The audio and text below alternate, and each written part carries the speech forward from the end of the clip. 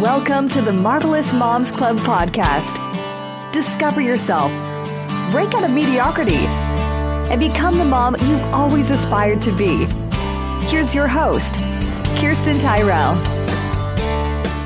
Hey everybody, welcome to today's episode. I think a lot of you guys are going to love this one. As far as what I've seen in the Facebook group, I think there's a big, huge need for Susie Parker. So Susie is amazing with sleep. If it comes to getting your children to sleep, your babies to sleep, she's got some really great tips to share with you today. So we're going to share a little bit of her background, and you're going to get to know her as I get to know her. So welcome to the podcast, Susie.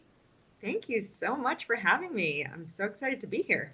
Well, I really couldn't say no to having you on because I really do know that there's a huge need for this. I mean, I feel like that's problem number one with parents, right? Like how tired they are and how do I sleep train my baby, or do I sleep train my baby? It's a pretty strong camp of people in there who are needing guidance on this. So I'm really glad that you're here. Oh, I thank you. Yeah, it's like your child, I can assure you, will have some sort of sleep question at some point or another that you're going to have need with. Definitely. And even if it's those people that I don't like who are like, oh, is my baby sleeping too much? Those people cannot be my friend. They exist. I know. Isn't that a great problem to have? Yeah. But, just as we don't judge those people who, feel strongly, we don't judge those babies that sleep too much, right? Exactly. So tell me a little bit about your background, how many kids you have, and just kind of about your day-to-day life. Yeah, well, great. So I have two girls. It's crazy. They're getting old, 4 and 6. So my youngest, her name is Mia, and she is 4. And then my oldest is actually in kindergarten. Her name is Brooke, and she is 6. So the reason I'm a sleep consultant, the reason I have this business is because of those two girls, right? They've given me all the experience I need to help others. So ironically, the funniest part about it is that my first daughter, I did everything wrong. So if somebody's struggling with sleep but choosing not to deal with it, that was kind of me. Yeah. And I was just their first time parenting. But it wasn't until my second daughter, Mia, was born, she came out of that womb with fear of missing out. It was so obvious. Literally, I remember her, coming onto my chest as a newborn baby and, looking around. I'm like, isn't she supposed to sleep? Like that sleepy baby? I remember that with my first, what is going on? And I knew right then and there we were so screwed based on her being able to not fall asleep by herself. So long story short is I had to figure out how to get her to sleep in those early months. She was just a really fussy baby who fought sleep. And I ultimately had to make the decision to sleep train her. And once I did, I kind of got obsessed with learning about sleep. How do I do it? What do I do? And my sleep obsession was born. And I realized there's parents that need that support. They need to be guided in a certain way. And the internet is an extremely overwhelming place, especially when you realize you're trying to figure out something on your own. So I realized that there was a certification program for sleep. So got an actual certificate, and I'm a certified sleep consultant, and I started Sleep Baby Love, which is my sleep consulting business. That is such an awesome story. I've said this, I don't even know how many thousands of times on the podcast, but anytime you can solve a problem that you're experiencing yourself and help solve it for other moms, you're basically the best, right? That is how any good business or just good thing is born. Yeah, and it's so funny because I bring a lot of experience with the babies and the toddlers. So I help both babies, toddlers, and preschoolers, probably that 0 to age 6 category. Yeah. And it's funny because I had a horrible toddler sleeper as well. So I bring both those experiences to my business, and I think it just gives me so much empathy because not only can I help you solve whatever you're going through, but I've been through it and I know what you're feeling, and I know it's the worst experience ever. And I think that that's really what I bring is I'm just not somebody with my perfect sleeping kids that, have no idea or not have that experience myself. I've been in the trenches. And my kids are now going to be growing out of that age. Pretty soon I'm going to be I'm still 2 years away, but my baby's not a baby anymore. And I can't wait to be in have high schoolers and, hey, my kids are, and we realize don't mess them up. That's what I'm realizing. You know what? You can do whatever you need to do as with your baby or a toddler, because I'm proof that your kids will still love you when they're off to college. Yeah, that'll be like the culmination of your career, right? Like your full-on resume. Look, we did it. I survived. Right. My kids are happy. I'm like, back when my daughter was a newborn, I'm like 96 helping like babies, sleep better. But it does, you forget the experiences, like, right? They get a little further away. You're like, I remember the 0 to 4 months was really miserable for me, but now it's like kind of the memory as opposed to like, I'm not living in it. It's funny how our kids grow older. Yeah, exactly.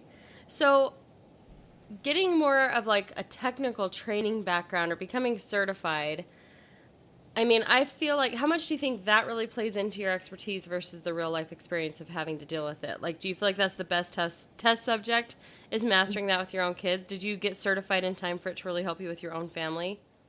Yeah, so no, is to answer your question. I feel I went through all of my issues, kind of outside of the certification. However, I bring a different lens. For example, now that my 4.5-year-old, it's not like everything is perfect day in and day out, right? So we go through these little regressions or humps, and she still naps, and she's, I understand that she's, older and sleep is still really important for her, but like she tests me. And for example, going to sleep, is she fighting sleep? Yes, of course, because she's a 4.5-year-old. But I just always have that lens of, I'm a sleep consultant. I'm never going to go off that path and get into such a horrible situation where I need to fix everything all over again. I'm always going to kind of stay in the lane of, let's keep things normal. Yes, we're going to live our lives. Yes, we're going to go out at night and have these one-off experiences that kind of mess up sleep, but I'm always going to prioritize sleep with my own kids because of my experience being a sleep consultant. But to answer your other question, the certification is great because it really gives you a lot of hands-on study. So I had to do a lot of research about, finding my own findings about just sleep in general, things that I didn't get experience about. But definitely my own experiences are first and foremost in my business, at least. Like that's what I always bring to the table. But it's great because there are some areas that I haven't had to deal with. And so it does fulfill kind of the big picture when I do work with clients that have different things that I didn't experience directly. Yeah, well, and I'm sure the things that you did experience prevent you from coming across as condescending in some scenarios. Like, I feel like for me, when I need help on something, I want help, but then I'm still just like, but it's not going to work. Like, you just don't understand. I'm so different. Or my kids are so different from that issue. But I think when it's not just like a certification or a license that you're basing all of your experience on, but it's real life stuff. And actually even if that didn't help you solve all of your issues with your own kids, just knowing the struggle and remembering the feelings, the frustration, the exhaustion, all of that, I feel like that would totally come into play when it comes to being a really good mentor for your students. What would they be called? Your clients.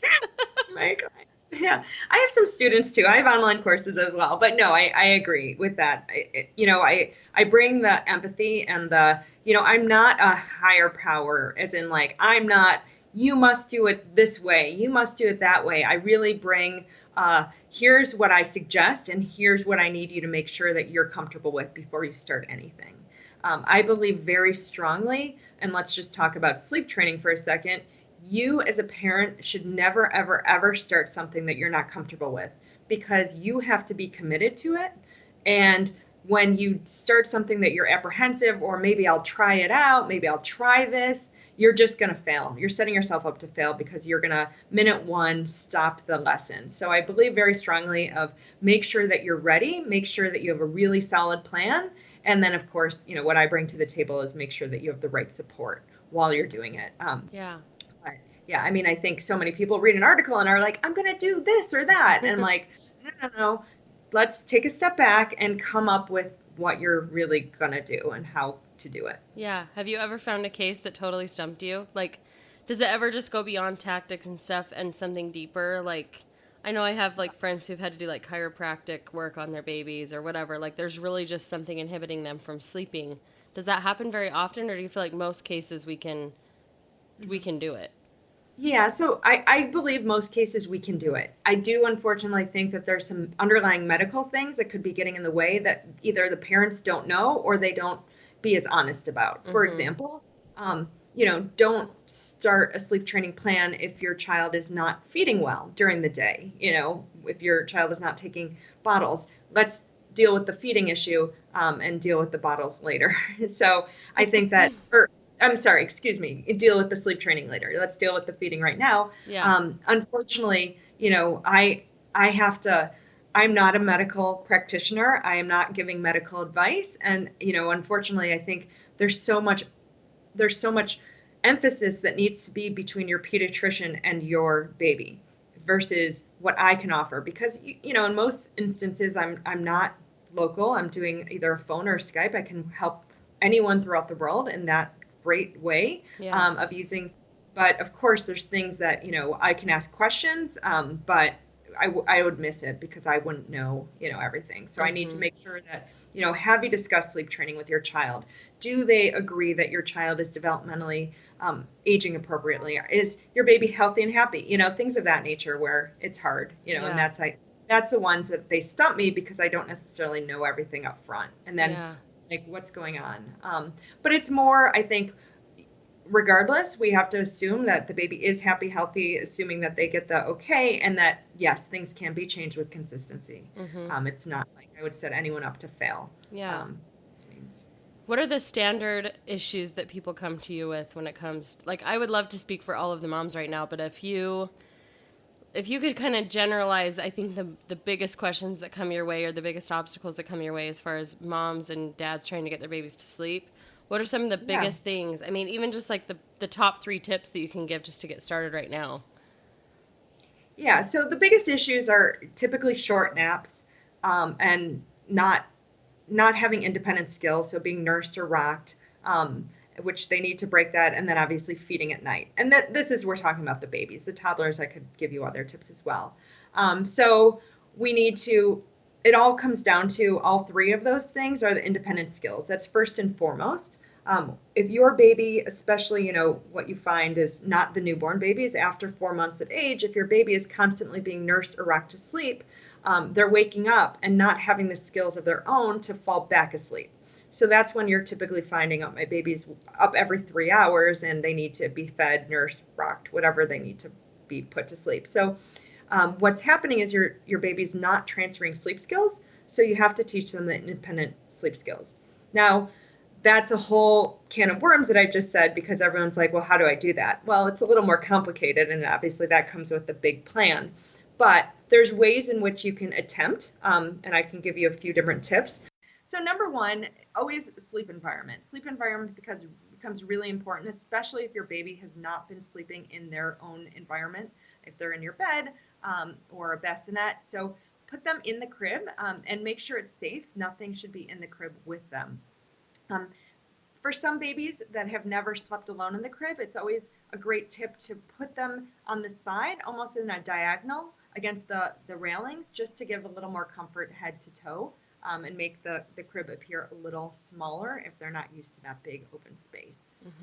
Also, white noise, it's a great comfort to your baby, but it also is going to help block some external sounds. So especially if you're in a loud, creaky house, or you're constantly in the kitchen, putting white noise on is not only going to be a comfort to your baby, but going to help make sure that they don't get woken up if they finally are asleep. I also always recommend either a sleep sack or transitional device, but be able to actually have something that will help, I guess, mutter that moral reflex, and that's that twitchiness that your baby might have, that their arms might wake them up. Typically by 4 months, we start to see that does subside, but if they're not being fully swaddled, I always recommend a sleep sack to keep them warm and cozy and to have it's a wearable blanket. But if you're really wondering if your baby, for the first time, if they're sleeping in a different room, there's some really good transitional devices. Merlin's Magic Sleep Suit or a Zippity Zip. The Zippity Zip, unfortunately, came around after my baby was born, so I didn't use it, but I know clients have really good success with it. But again, these are just opportunities to go ahead and see if they can sleep better, if they are having those challenges of not falling asleep independently or even sleeping longer. But the Merlin, unfortunately, you have a transition out. So that's the only negative that I have. But my daughter wore it from 4 to 7 months. It was amazing, amazing sleep. So other piece of advice, also making sure during the day, especially when naps are hard and you're getting these 30-minute short naps, black out the room. A baby likes to sleep in a dark room, and sometimes even when you have blackout shades or curtains, the light still filters pretty strongly on the sides. Definitely try and get it pretty dark, if not all the way dark, for those naps to make sure that it's the right environment as well. So those were some tips there. Also, just being able to let your baby self-settle when they're transferring sleep cycles, assuming that they do have independent skills. It's hard for a baby to go from one sleep cycle to a next, and a sleep cycle for a nap is usually between that 30 to 40-minute mark. Let them be for a couple minutes. Don't feel that after every peep you need to go in and rush to the room.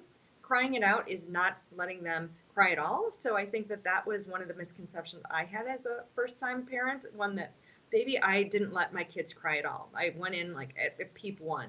By giving a minute, you are giving them the opportunity to help self-settle themselves. And then it's amazing what your kids can do when you do give them that opportunity. So hopefully some of those tips are helpful. Yeah, those are totally helpful. I feel like I wish I could just have another baby or go back in time to, I'm not going to have another baby just to see if we can get it right the fourth time. But I wish you could have been in my ear like 7 or 8 years ago when we had the first one, because we had so many struggles. And I feel like so many moms do have that struggle. It's hard. It's like one of the hardest things in the whole world to be tired. If I had $1 for everyone's like, oh my God, where were you 10 years ago? But, I think you'll see that there's some good information online about sleep, and that's great about the internet and what they do. But I agree. Sometimes it's just knowledge at that point, and sometimes it's just, being able to make sure that you're at least on the right path. Things don't have to be perfect, but you're like, oh, it's okay to put my child to bed earlier versus I don't need to keep them up till 10 o'clock every night, things of that nature, where some parents just don't know any better, and it's just not what they know. And, we weren't giving these instruction manuals, right, for our kids. Like, Unfortunately, no. I know. Isn't it funny how it would have been so much easier if we were, right? Yes, I know. Have you seen just like funny spoof videos, people bringing home babies, and it's like, they let us leave? Or do they know we've never been parents before? I mean, really, the hospital should just send a guide. By now, they should have a great guide. Okay, so we, in the States here, we have obviously before, like we can go to a class about a baby, and maybe we can get a couple tips about how to give a baby a bath. But like, we have no idea, and we're out of that hospital, within 48, 72 hours. Like, where is that aftercare? Like, why aren't all those other countries that have, like France, for example, that brings a nurse to your house for however long it is, they got that right, because that's when we need it. We don't know what we're doing. Yeah.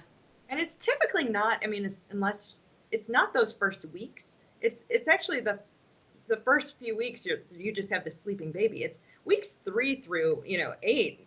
That's when all the chaos ensues, at least for me, especially if you're trying to breastfeeding, like, it is just madness. So you're right. It's all these opportunities to really have additional help and resources that would be amazing for all of us. Yeah, we all need it. Can we get a little bit of reform? Yeah, I know. Exactly. Maternity leave is also on my hot plate too.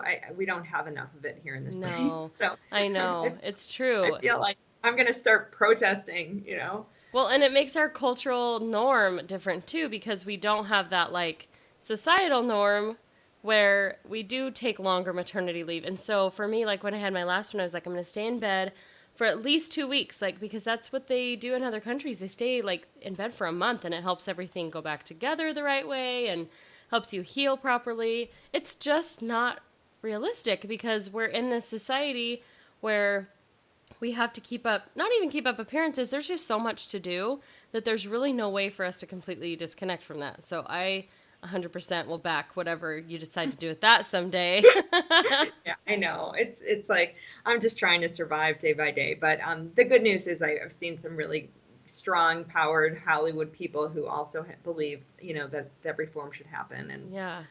It's really hard, especially 6 to 8 weeks going back to work, a typical company here in the States. It's just, that's when I went back to work, and it's just crazy town. Like, it's like I was up 4 times a night at that point. I was barely, hanging on. Barely coherent. Yeah. So baby fussiness peaks. Like the peak is at 8 weeks. So like you could have that screaming baby for several hours every night and then go to work the next day. Like that's crazy. Yeah. That's so true. So basically, if you're listening and have an 8-week-old, that was a good little tip. Know that it might get worse before it gets better, right? Like they have so many phases. Exactly. Yeah. So, and that's your standard fussy baby as opposed to, a colicky baby might be a little longer. But I remember hearing, this is the good advice that I had that I would share with your listeners is that, like, for example, breastfeeding. I heard, okay, 14 days, it's going to be horrible. It's going to be horrible for 14 days. I had like a countdown. So same with, not so much sleep, but like, fussiness. 6 to 8 weeks. Like if you kind of know these benchmarks, you'll see it with your own baby. Like you'll be like, oh God, it is getting week 9. Wow, things are a little better, and my baby's not as fussy, and I can put her down a little easier. And when it comes to sleep, obviously, the more independent the baby is at a younger age, the easier it is down the road. Does it mean that your baby needs to be sleeping in their crib by themselves? At 9 weeks of age? No, absolutely not. But at least if you could start saying, okay, my baby's not as fussy. Let me practice putting my baby down in the bassinet or in the crib and see what happens. That's, you're starting the foundation. You're really starting the opportunity to have those independent skills, and you don't have to break any really bad habits down the road. Yeah, I love that. Well, I think that all of the knowledge that's been dropped has been super helpful for everybody listening. I know that it's helpful for me, even though I'm not in the baby phase anymore. I have nieces and nephews, and lots of babies are always being born. So it's great to have this on the podcast for those who need it. So where can everybody find you if they want to learn more from you? Oh, great. I'm at sleepbabylove.com. Cool. So I have a ton of free resources. I actually just put together a resource library. So /library, sleepbabylove.com /library. And you can get all of my little freebies depending on your child's age. Perfect. Okay, and then I ask everybody on here, what makes you a marvelous mom? Oh, well, because I can laugh at myself. And the one thing I bring to my clients is you have to just kind of laugh at some of the craziness that's going on. I mean, it is amazing. Like, think of like your most hectic time of day and your kids screaming, like my daughter wants movies all day long, and like that's her version of TV. And, it's just like you have to laugh and be like, how did I get myself into this? So like whenever I'm talking with clients, like the word, hot mess comes up all the time. We're all hot messes, right? Yeah. Like, Yep. We just try. And if we kind of keep that in perspective, we're able to do the best we can. So things don't need to be perfect. But again, you just need to find what's important to you. And for me, it's sleep. And I just kind of keep saying things don't need to be perfect, but they need to be just kind of good enough. And that's how I get through my parenting day and parenting style and parenting everything. I love it. Well, thank you so much for sharing your knowledge, your heart here on the podcast. We really, really appreciate it, Susie. You are fabulous. Oh, thanks, Kristen, for having me. You bet. All right, guys, thanks for tuning in, and we'll see you on the next episode.